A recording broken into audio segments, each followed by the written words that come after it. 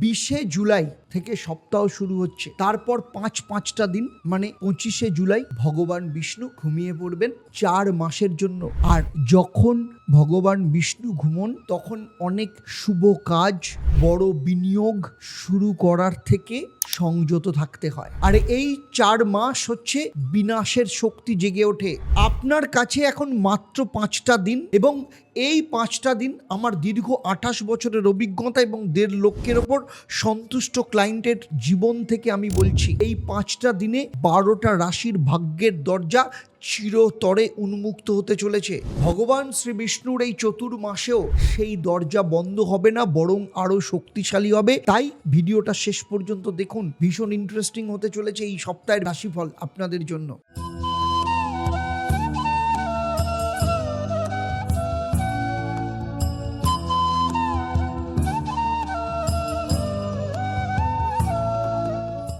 এই যে সপ্তাহ 20 তারিখ থেকে 26 তারিখ, তিনটে ঘটনা একসাথে ঘটছে। প্রথম ঘটনা, গুপ্ত নবরাত্রির অন্তিম রাত 15ই জুলাই থেকে যে নবরাত্রি শুরু হয়েছে, এই সপ্তাহে শেষ 2টো রাত রয়েছে। 22শে জুলাই অষ্টমী, দেবী বগলামুখীর রাত। 23শে জুলাই নবমী, শেষ রাত, দেবী মাতঙ্গীর রাত। মাতঙ্গী কে জানেন? জ্ঞান, বাণী এবং শুদ্ধতার দেবী। এই রাত্রে যা প্রার্থনা করবেন সেটাই কিন্তু শুনবেন। দ্বিতীয় ঘটনা কি? দেবশয়নী একাদশী কবে? 25শে জুলাই। চাতুর্মাস, সৃষ্টি, রক্ষণ, বিনাশের মধ্যে রক্ষণ সুপ্ত হয়। এখানে বিনাশ শক্তি শিব ও কালী সক্রিয় হন। ভালো কাজের পুরস্কার সরাসরি মেলে, খারাপ কাজের ফল কিন্তু এড়ানো কঠিন হয়ে যায়, তাই সাবধানে থাকতে হয়। তৃতীয় ঘটনা কি? গুরু পূর্ণিমার কাউন্টডাউন, মাত্র 9 দিন। 29শে জুলাই গুরু পূর্ণিমা, যেদিন শ্রী শ্রী ঈশ্বরী মায়ের মন্দিরে কর্ণদীক্ষার উৎসব হতে চলেছে। কোন রাশির জন্য এই সপ্তাহ অবিশ্বাস্য ঘটনা ঘটতে চলেছে?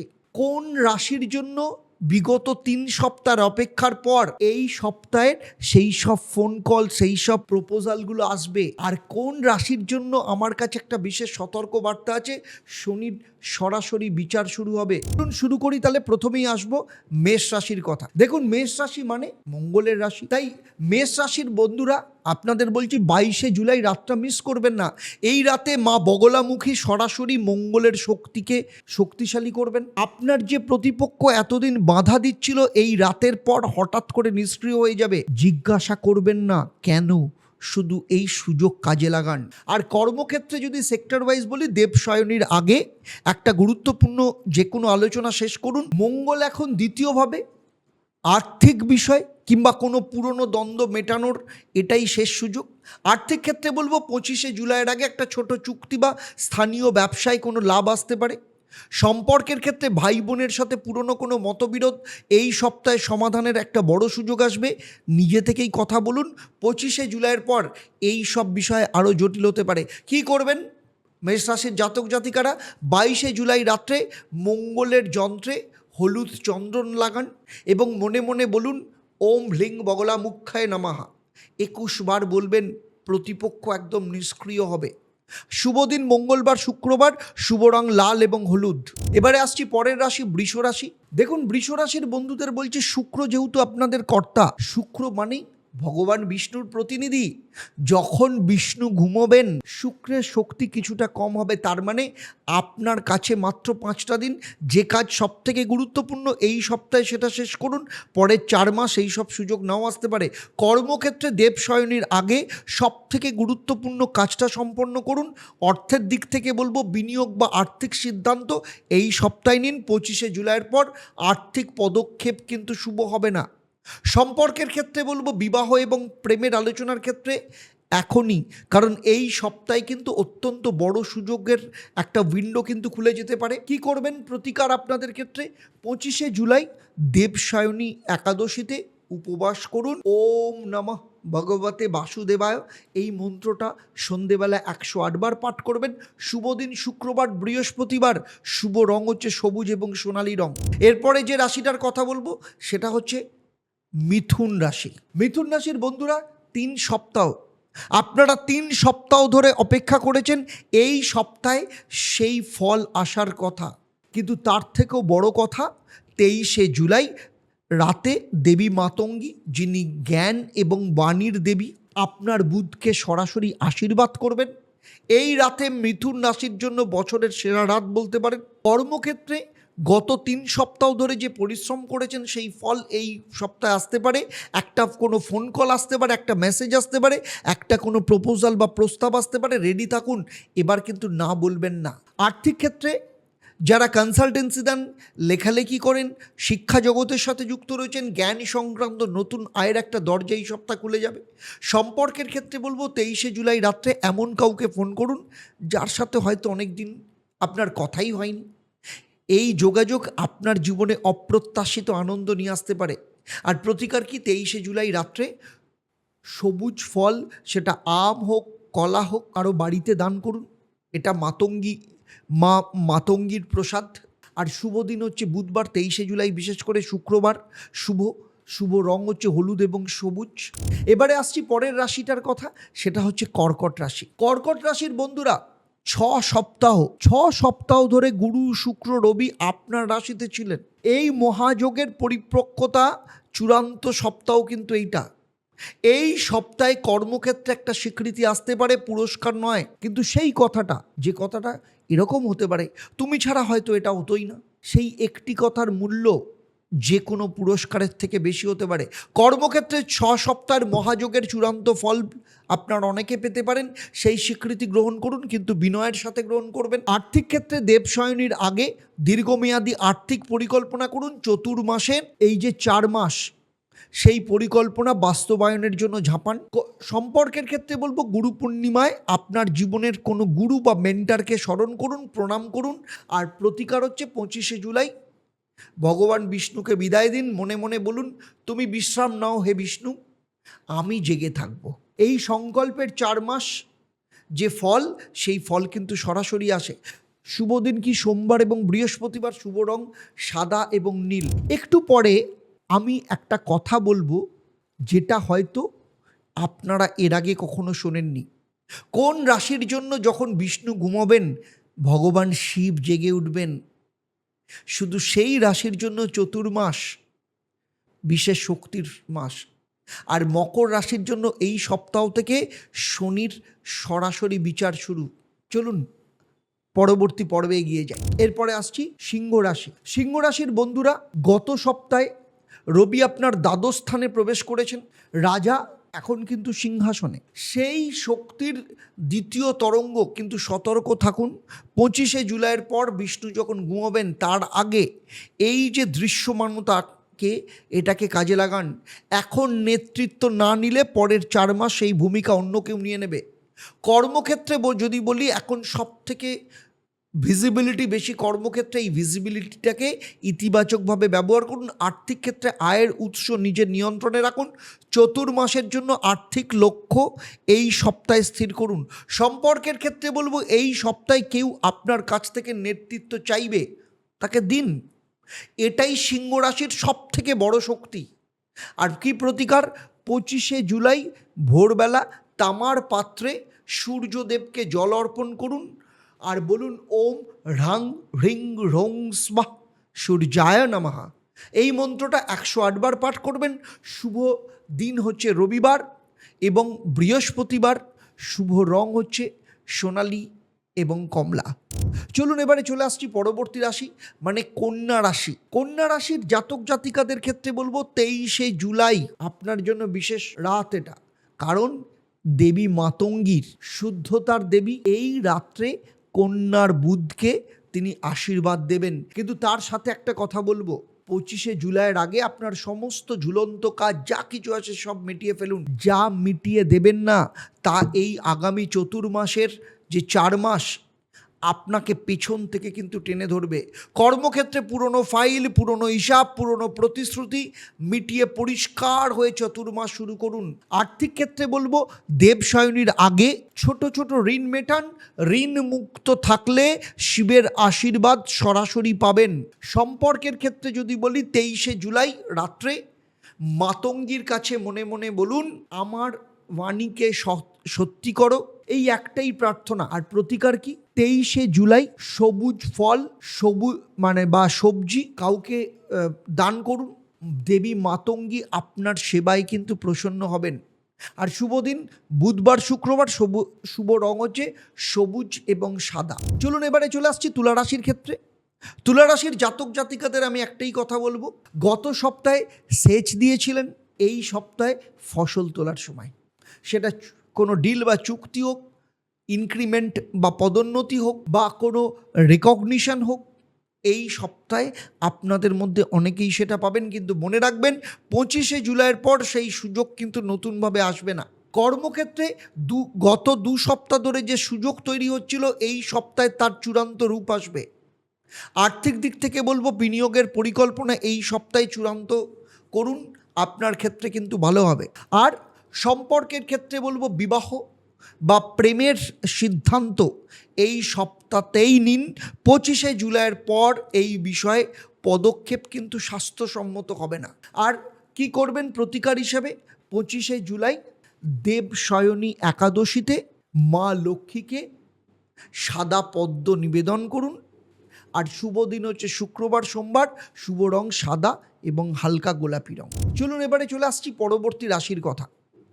সেই পরবর্তী রাশি হচ্ছে বৃশ্চিক রাশি। বৃশ্চিক রাশির বন্ধুরা, টানা দ্বিতীয় সপ্তাহ আপনি সেরার জায়গায়, কিন্তু এই সপ্তাহে আমি আপনাকে একটা কথা বলবো যেটা আমি আগে বলিনি। 25শে জুলাই শ্রী বিষ্ণু ঘুমোবেন। বৃশ্চিক রাশির তান্ত্রিক পরিচয় কি জানেন?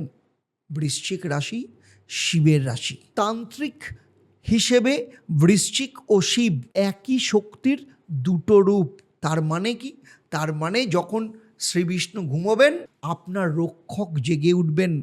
4 মাসের জন্য ভগবান শিব আপনার পাশে থাকবেন। তার উপরে শ্রাবণ মাস শুরু হয়েছে।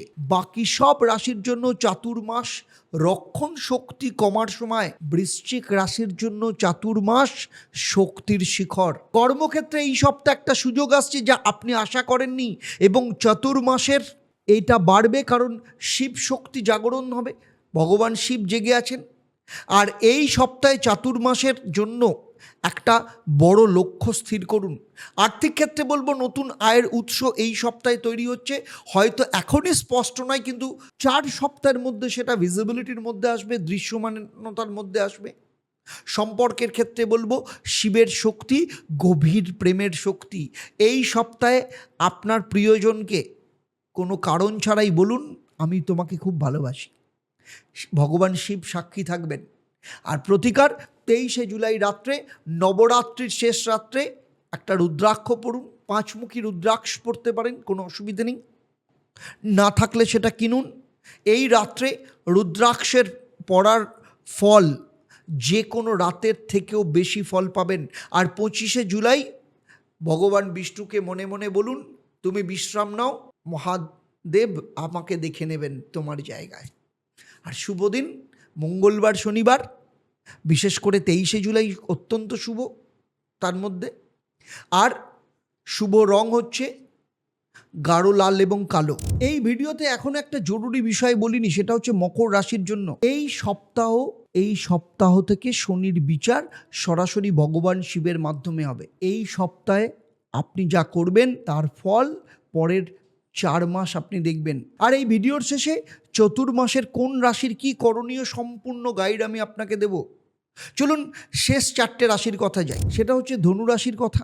বন্ধুরা, গত সপ্তাহে আমি বলেছিলাম সতর্ক থাকতে, আপনারা অনেকে থেকেছেন। এই সপ্তাহে সেই সতর্কতার পুরস্কার আসছে। গুরু এখনও আপনার অষ্টমে রয়েছে, থাকবেনও, কিন্তু এই সপ্তাহে দেবশয়নী একাদশীতে গুরু বিষ্ণুর যে সম্মিলিত শক্তি আপনার ঘরে একটা বিরল সুযোগ তৈরি করছে। কর্মক্ষেত্রে গত সপ্তাহে যে সত্যি কথা বলেছিলেন তার ইতিবাচক ফল কিন্তু এই সপ্তাহে আসছে। আর্থিক ক্ষেত্রে উত্তরাধিকার বা পার্টনারশিপের অর্থ থেকে আয়ের সুযোগ এই সপ্তাহে শুরু হচ্ছে।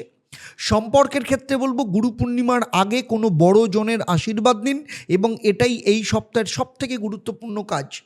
কি প্রতিকার? বৃহস্পতিবার হলুদ পোশাক পরুন এবং গুরুর ছবিতে প্রণাম করুন, আর বলবেন ওম গুরুবে নমঃ 108 বার সেটা পাঠ করুন। আর শুভ দিন হচ্ছে বৃহস্পতিবার এবং রবিবার, শুভ রং হচ্ছে হলুদ এবং বেগুনি। এবারে আসছি পরবর্তী রাশি, সেটা হচ্ছে মকর রাশির কথা। মকর রাশির বন্ধুরা, আপনাদের ব্যাপারে আমার কাছে একটা জরুরি কথা আছে।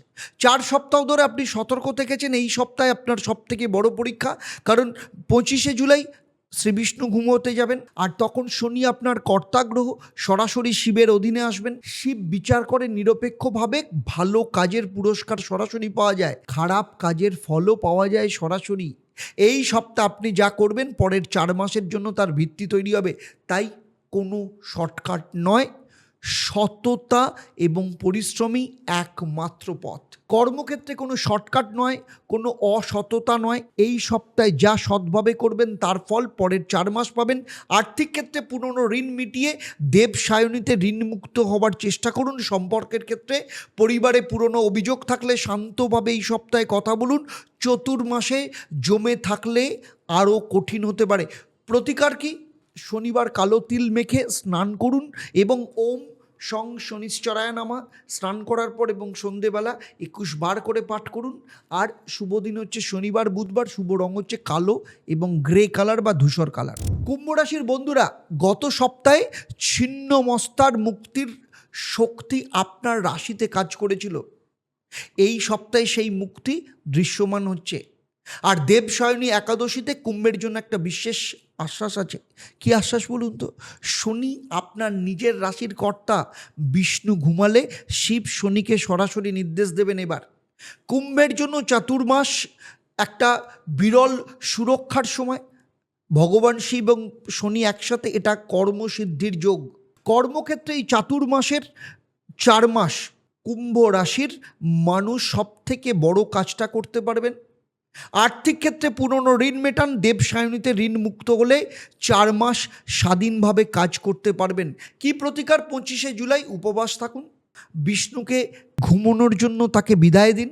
ভগবান শিবের কাছে আপনি পথ চাইতে পারবেন। আর শুভ দিন শনিবার, বুধবার। শুভ রং নীল এবং ধূসর রং। চলুন এবারে আসছি শেষ রাশি, অর্থাৎ মীন রাশি। দেখুন, মীন রাশির বন্ধুরা, গত সপ্তাহে আপনি ছিলেন সারপ্রাইজ রাশি, মনে আছে? ভৈরবীর পঞ্চম রাতের শক্তি আপনার রাশিতে সব থেকে বেশি কাজ করেছিল। আর এই সপ্তাহে সেই অসম্পূর্ণ ফল। আর মীন রাশির অধিপতি গ্রহকে গুরু, অর্থাৎ দেবগুরু বৃহস্পতি। দেবগুরু পূর্ণিমার ঠিক 9 দিন আগে, অর্থাৎ গুরু পূর্ণিমার 9 দিন আগে এই সপ্তাহে দেবগুরু সর্বশক্তিমান অবস্থায় রয়েছেন। এই সপ্তাহে মীন রাশির মানুষ একটা সত্য অনুভব করবেন, যা তাদের পরবর্তী কর্মদিশা স্থির করে দেবে। কর্মক্ষেত্রে গুরু পূর্ণিমার ঠিক আগে এই সপ্তাহে মীন রাশির মানুষ তাদের পরবর্তী পথ পরিষ্কার দেখতে পাবেন। আর্থিক ক্ষেত্রে বলবো, সৃজনশীল কাজ থেকে অপ্রত্যাশিত আয় হতে পারে এই সপ্তাহে। আর সম্পর্কের ক্ষেত্রে এই সপ্তাহে একজন প্রকৃত গুরুর সাথে পরিচয় হওয়ার সম্ভাবনা রয়েছে। সেই পরিচয়কে কিন্তু হালকাভাবে নেবেন না। কি প্রতিকার?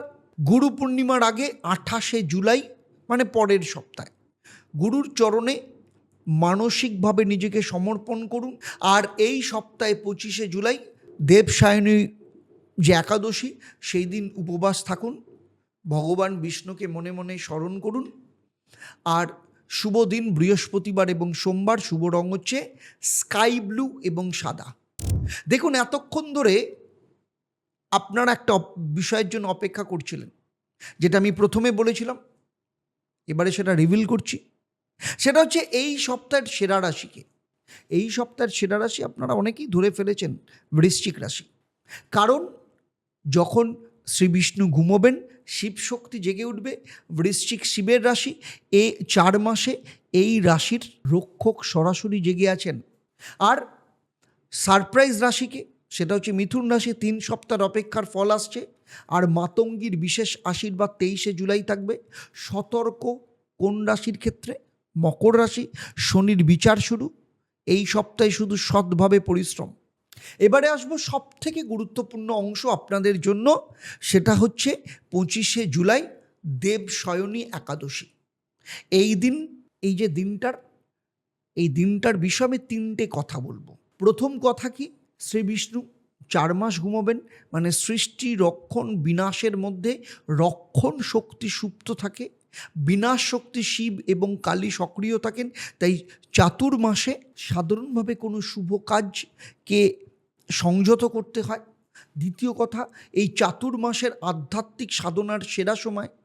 যে মানুষ এই 4 মাস সাধনা করেন, বিনাশ শক্তি তাকে কিন্তু স্পর্শ করে না, শিব নিজে তাকে রক্ষা করেন। আর তৃতীয় কথা কি, দেব শয়নী একাদশীতে উপবাস করলে আপনি বিষ্ণুর পাশে দাঁড়িয়ে বলছেন, হে বিষ্ণু তুমি বিশ্রাম নাও, আমি জেগে থাকব। এই সংকল্পের পরের 4 মাস সরাসরি সেটা প্রকাশ পাবে।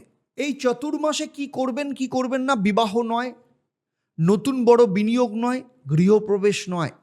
আধ্যাত্মিক সাধনা কি সর্বোচ্চ ফলদায়ক হয়? আধ্যাত্মিক সাধনা পুরনো ঋণ মেটানো, পুরনো সম্পর্ককে মেরামত করা, নতুন বিদ্যা অর্জন করা। এবারে আসছি শ্রী শ্রী ঈশ্বরী মায়ের 3 শক্তির প্রতিকারে চতুর্মাসের। প্রথম শক্তি হচ্ছে বাণীর শক্তি। প্রতিদিন সকালে উঠে নিজেকে একটা কথা বলুন, আজ আমি সৎ থাকবো, বাস এইটুকু। মাতঙ্গী দেবীর বাণীর দেবী, এই কথাটা তিনি কিন্তু শুনবেন। দ্বিতীয় শক্তি কি, স্থিরতার শক্তি। চাতুর্মাসে ছোট একটা প্রার্থনা নিয়মিতভাবে করুন, 5 মিনিট হলেও চলবে, কিন্তু প্রতিদিন।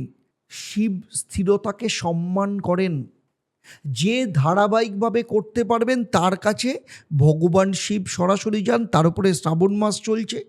তৃতীয় শক্তি হচ্ছে সমর্পণের শক্তি। যা আপনার হাতে নেই তা ঈশ্বরী মাকে অর্পণ করুন। মনে মনে বলুন, হে ঈশ্বরী মা তুমি যা ভালো বোঝো আমার জন্য সেটাই করো। এই একটাই বাক্য এই চতুর্মাসের সব থেকে বড় প্রতিকার। এই 3টে কাজ করলে 4 মাস পরে আপনি অন্য মানুষ হয়ে উঠবেন। চলুন তাহলে আজকের মতো বিদায় নিচ্ছি, আবার দেখা হবে আপনাদের সাথে পরবর্তী পর্বে। আর এই ভিডিওটা যদি ভালো লেগে থাকে তাহলে এমন কাউকে শেয়ার করুন যে হয়তো এই সপ্তাহে কোনো সিদ্ধান্ত নেওয়ার কথা ভাবছে, আর আপনার একটা শেয়ার তার জীবন বদলে দিতে পারে। আর চলুন একদম ভগবান বিষ্ণুকে স্মরণ করে একটা গভীর শ্বাস নিন এবং স্থির হয়ে হাত জোর করে বলুন, ওম একং ব্রহ্ম প্রেমং পরমম। জয় ঈশ্বরী মা, জয় শ্রী বিষ্ণু। অর্থাৎ ব্রহ্ম তো একই, কিন্তু তাকে পাওয়ার রাস্তা হরির পথ ধরে, প্রেমের পথ ধরে। নমস্কার, ভালো থাকবেন।